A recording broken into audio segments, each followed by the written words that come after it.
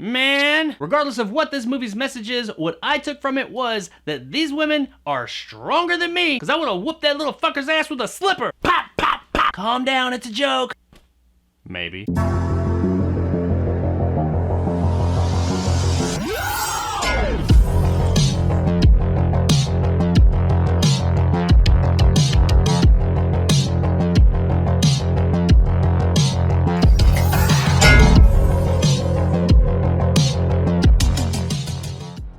Rainbow's End is brought to us by director Tracy Wren and stars Amanda Powell, Janelle Snow, and Sean Young. Damn, where's she been? We follow Jules and Hannah, played by Powell and Snow, a loving couple living in small town USA that have decided to adopt a child. And they've just been approved and will shortly be receiving their new son. Also, Hannah is running for mayor of the town, so everything is going really good for Hannah and Jules. Their adopted 4-year-old son's name is Beau, and upon getting him home, they couldn't be happier. They got the child they've always been wanting. Shortly after that, Hannah is elected as mayor. Jules runs a predominant coffee shop in town. All is good, right? Well, not quite. Shortly after getting Beau home, things start to go a little sideways. Beau starts breaking things, like a lot of things, and he also demonstrates a lot of violent behavior. After running some tests, they find that he has what's called XYY syndrome, which is apparently when you have an extra chromosome, which makes some males that have this condition more violent and aggressive. We follow Jules, Hannah, and Beau through the years as he grows, and he becomes more difficult to deal with, and it starts to take a strain on their relationship. This is not exactly what they signed up for, and Hannah is a lot less forgiving about Beau's behavior. However, Jules does make the good point to her that, you know, parenthood isn't a part-time thing. We took this responsibility on, we have to see it through to the end. And so we see that and all the trials and tribulations they go through over the years. And while wanting a child was the thing that they always wanted, now they are wondering if their relationship is going to survive this new addition to their family. I was a bit apprehensive going into Rainbow's End, because I'm gonna be brutally honest here. I thought this was gonna be a message movie and it was gonna cram it down my throat. Thankfully though, that is not what I got, and for the most part, I'm really happy that I gave this movie a shot. I think it goes without saying that Jules and Hannah are a lesbian couple, and some of the things that I saw leading up to this movie kind of put that at the forefront. And I really don't care. I mean, I have no problem with anyone's sexual orientation. I don't give a shit what you do. Whatever makes you happy, go do it. However, I'm not a huge fan of overt message movies. I don't like when movies take a message and just shove it down my throat. Like I said a minute ago, honestly, I thought that that's what this movie was gonna do. But also, like I said a minute ago, that's not what it did. I'm happy to report that this movie is not that kind of movie. Are the two main characters lesbians? Yes. Does it make a big deal about that? No. This couple could have been made up of any mixture of people. It didn't have to be two women. There's nothing about this story that says this had to be a lesbian couple. It could have been two women. It could have been two men. It could have been a man or a woman. It could have been a fucking woman and a frog. It's just two people. Well, I mean, I guess the frog's not a person, but you know what I mean. And that's the kind of representation that I think is really the best kind of movie. Not representation that's like waving at the top of the rafters saying, look at me. No, good stories and characters that represent these groups as what they are.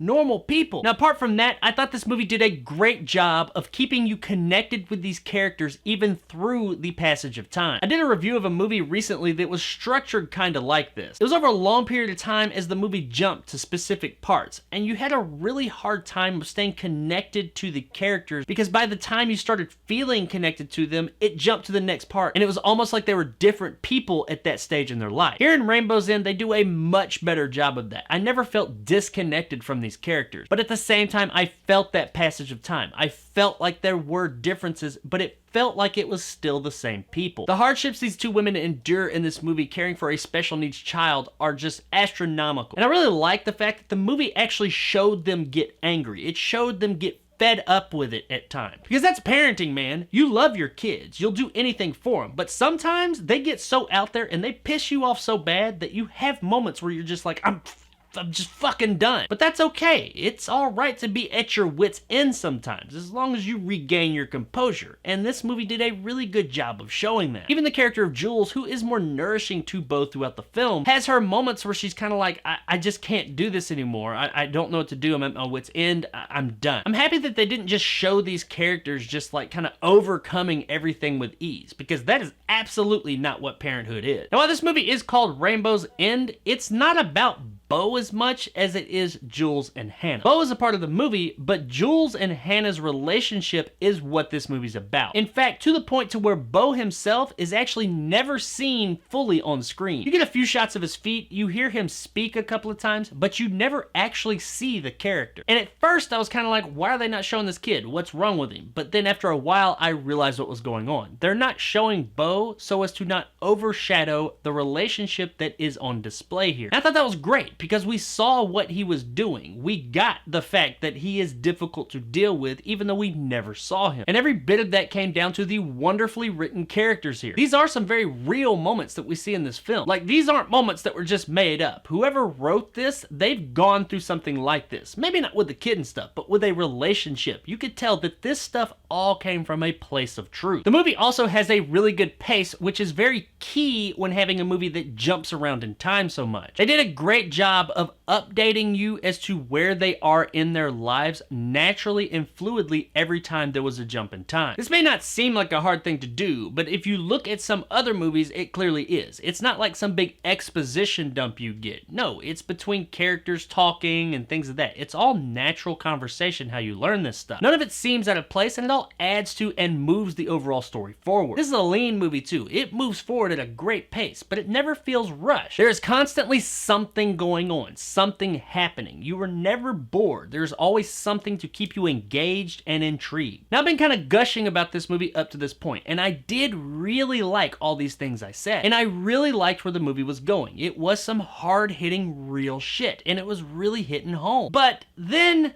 the movie did something. The final 10 or 15 minutes of this movie took a major hit for me. I'm not gonna spoil it or anything, but in about the last 10 to 15 minutes, there's a character who gets a phone call, and they're told that a thing has happened. Now, this thing that happened, while not totally implausible, is kind of out of left field for this movie, and it changed the tone of the film very suddenly. When this phone call happens and we, the viewer, get the information, I jokingly looked over at the person I was watching this movie with and just threw out this real out there kind of crazy concept of how it was gonna end. I was totally joking, and it just didn't fit the premise of this movie. It was kind of just a throwaway, haha, bet they're gonna do this, this is what's gonna happen, never really thinking that's what's gonna happen. Well, that is exactly what the fuck happened. Where this movie goes in the end is just, it's just too much. It was too much. It's not even predictable because it's so kind of out there the way that they went, and it just doesn't fit. It's crazy. I was just kind of floored by, I just said that, but I was totally fucking joking about it. It doesn't like ruin the entire movie, but it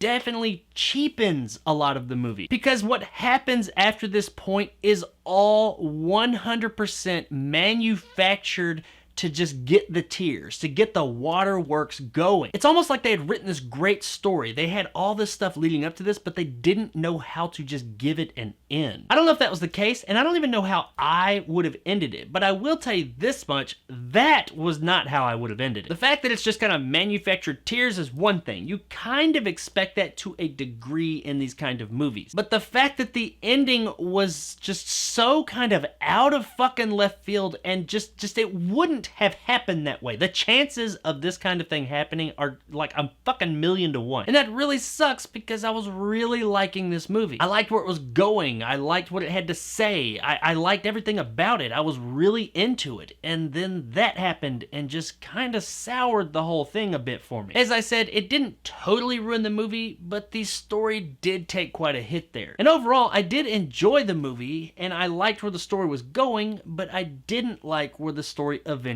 went. Now, in the performance department, everybody here does a great job. Our two main players, Amanda Powell and Janelle Snow, do a fantastic job. While they are both at the center of this film, I will say it does tend to focus more on Janelle Snow's Hannah than anyone else. She is definitely the one carrying the movie for the most part, and she does a wonderful job at it. She's very strong and stoic, and you can tell that she's not used to taking people's shit. And while she does care about Jules and Beau, she is a bit more distant emotionally. I thought Amanda Powell as the nurturing Jules did a great job here, but Janelle Snow's Hannah had a lot more depth. There was a lot more going on with this character. She had to convey to us, the audience, that I do still care. I love these people, but I don't always know exactly how to show it. She loves Beau, she wants Beau to succeed, but Beau is really difficult to deal with. And unlike some movies like this where we see the conflict happen, that's where we get the emotion from. We see the child and the parent going at it and those hardships on screen. In this movie, we never see Beau. We don't see most of these conflicts happen. So it's all coming from these two women's performances, especially Janelle Snow. And she does a wonderful job of conveying to us, the audience, that pain, anger, and emotion that her character is feeling. She is definitely the most well-rounded character in the film. She is not perfect. She is flawed. And that's what makes her so believable. That's what makes you want to follow her. You see parts of yourself in her. She is flawed just like everyone else. We get Sean Young as well in a supporting role, and as usual, she's great. It's been a while since I've seen her on screen at least, but here it seems like she stepped back into it with ease. As the cynical friend to Hannah, she is saying what the audience is thinking a lot of the times, and you kind of love her for it. Her screen time is short, but it is very memorable. Really, everybody here does a great job. This is a drama through and through, so the performances will absolutely make or break this thing. Thankfully, as a whole, we got some fantastic performances here that do absolutely carry this thing over the finish line, even though that finish line is not quite what I wanted it to be. Rainbow's End was a difficult movie for me to review because for like 90% of it, I really liked it. I was really into this movie. I was hooked. I loved what was going on screen. I loved the realism, the grittiness. What was happening was just so interesting. I wanted to know what was going to happen. How were they going to see this thing through? Was it going to be a happy ending? Was it not? I just didn't know. It kept me on my toes. It was very unconventional. I couldn't always guess what was happening next. But the one time that I did guess what was happening next, that is exactly what the fuck happened. The only problem is, what I guessed was a fucking joke, and it was just really out there. That is not where this movie was headed. I don't understand why it took that turn. The last 10 minutes of this movie are just such a tonal shift, and it had so much going for it up to that point. A really interesting, well-told, thought-out written story with some great characters and fantastic performances. I wanted to love this movie, and honestly, the vast majority of it, I did. I really enjoyed it, but I'd be remiss if I didn't take that ending into account. It is the ending of the movie after all, and if they had just stuck that ending, if they had just made it that last 10 minutes, this movie would have probably been, in my book, worth a rent, maybe even worth a buy. But with that ending, while I did still really enjoy this film, and I do think it is worth checking out, if you do, check it out on streaming. Across the street.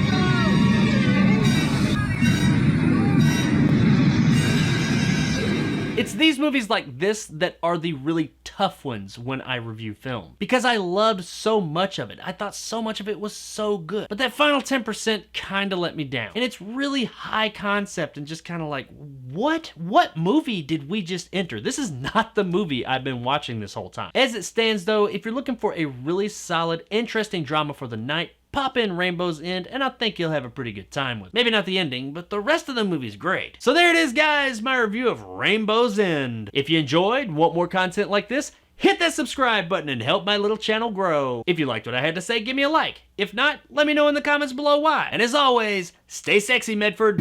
All of this was for you. My safe spot was always us. What? Man, that ending was just infuriating. I mean, it was like having like a great meal. You go out somewhere and just have like the best kind of some type of food you've ever wanted. Like just it's amazing. It's fucking orgasmic, like a steak or something, if that's your thing. Whatever it is, it's just so fucking good. And then you get like to the last fucking bite and you see mold on it or something like that. And you know you've eaten that entire fucking steak that was just fucking magical. But there's mold on this piece, so you probably ate some fucking mold. It kind of sours the whole goddamn thing. Seems a little harsh, but that was kind of the best analogy I could come up with on the fly. I could do the slipper thing again.